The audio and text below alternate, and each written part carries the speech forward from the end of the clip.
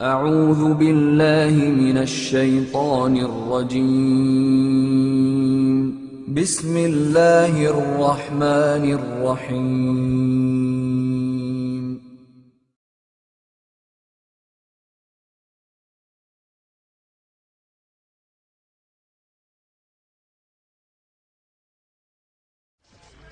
Even the very word music suggests this spiritual dimension.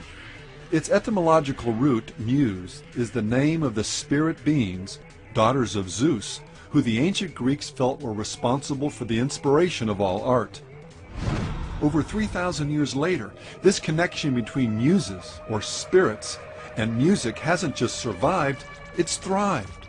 The world of popular music virtually teems with artists who believe they are channelers for spiritual forces, guiding lights to the undiscovered of our subconscious.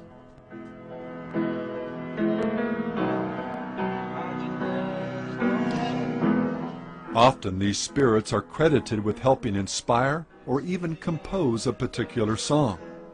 John Lennon, for example, has stated, "When the real music comes to me, it has nothing to do with me, because I'm just a channel. It's given to me, and I transcribe it like a channel."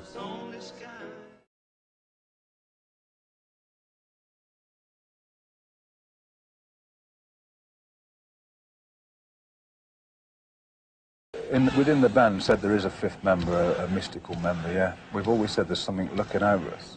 And the only way that I can describe that, probably in its best, the best way for me is that when we were playing our first songs together, and especially our first the first 3 albums, for instance, we would literally show up in a room, and it was almost as if the songs were already written.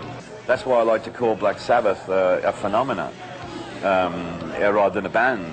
Although it is a rock and roll band, there's a phenomena involved there where that stuff just comes from somewhere, and it just so happened that we happen to be the ones that it came to.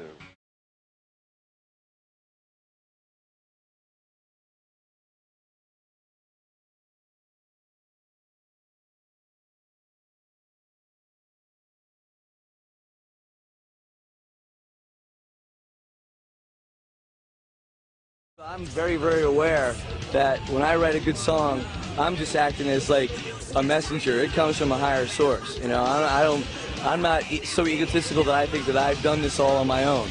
I'm very, very aware that there's a higher source sort of guiding me through this, and I'm just acting as a messenger.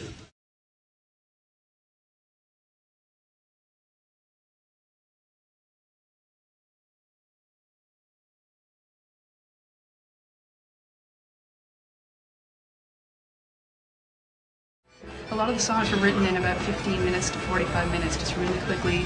Glenn and I in the room, very stream of consciousness, as though many times we felt as though it was being channeled through us.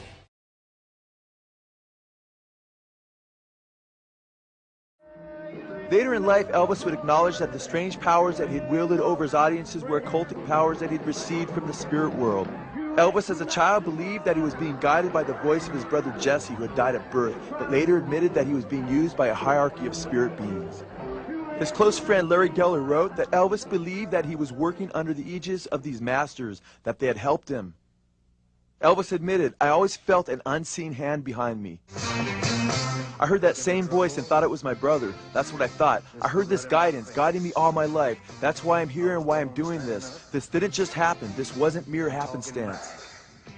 Author Gary Herman stated that Elvis, quote, recognized the devil's part in his success.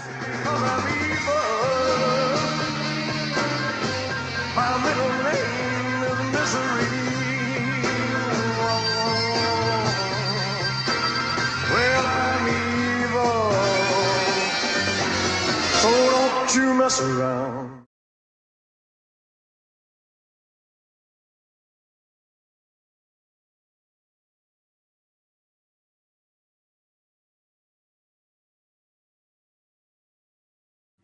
Now, there's a few different ways to look at backwards masking, and there's different types of what people call backwards masking.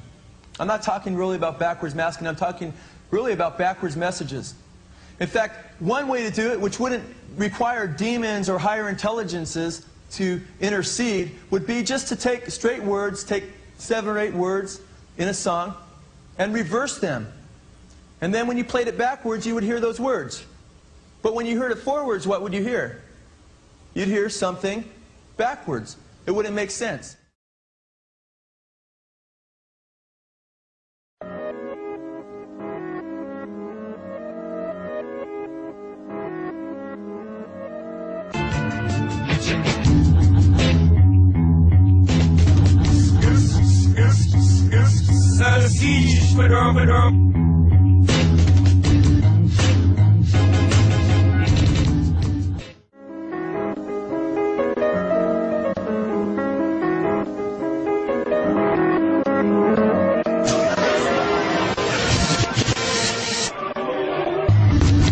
Murder, Jesus. 6, 6, 6.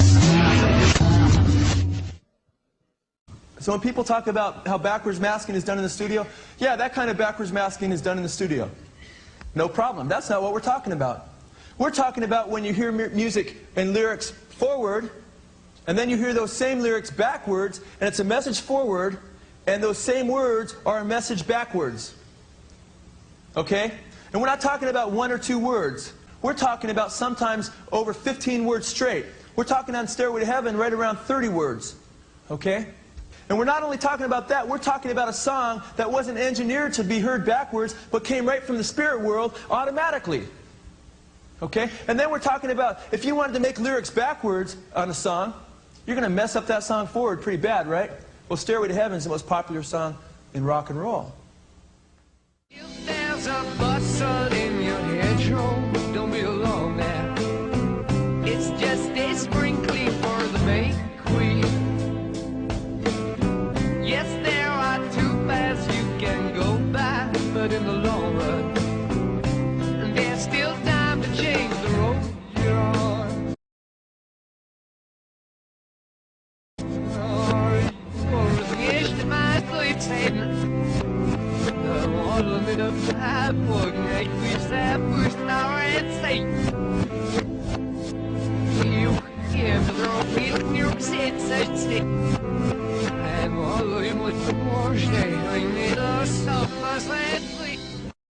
Led Zeppelin's Robert Plant felt that their most popular song, Stairway to Heaven, was given in much the same way. I was holding a paper and pencil. Then all of a sudden my hand was writing out words. There's a lady who's sure all that glitters is gold, and she's buying a stairway to heaven. And she's buying a stairway to heaven. I just sat there and looked at the words, and then I almost leapt out of my seat. And it makes me wonder.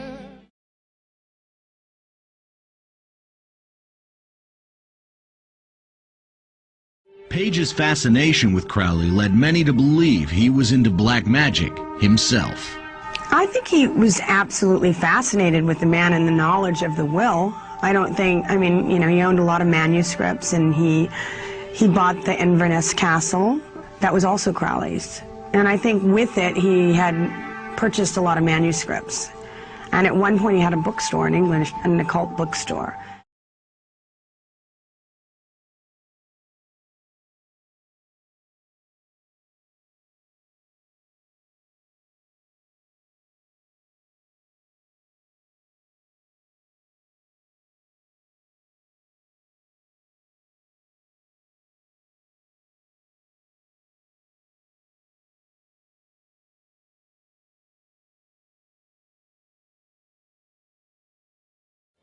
In an interview with Rolling Stone, Santana was more specific concerning the identity of this supernatural entity, identifying him as Metatron, the architect of physical life. His personal studio, a place he calls church, features candles, the word Metatron spelled out in intricately painted picture letters on the floor, and a yellow legal pad Santana uses to record the spirit's messages when they come to him like a fax machine.